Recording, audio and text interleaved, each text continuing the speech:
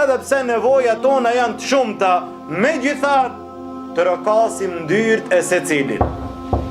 Ki një punë, troket nderën e filanit. Tu ka prish diçka nderën ati filani tjetër. Duan të holla nderën ati. Ki smundje nderën ati tjetër. Fëmi nuk e ki mirë nderën e tjetrit. Martes nderën ati. Interesim për diçka, për çdo send, trokasim ndyrt e secilit. A nuk kemi nevojë për Allahun Azza wa Jall?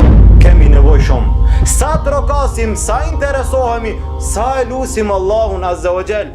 Ti e lut Allahun Azza wa Jall po me majit gjuhës apo me zemër edhe me shpirt plot, si e lut Allahun. Nëse e lut Allahun me majit gjuhës, a do të mbrin ajo dua te Allahu?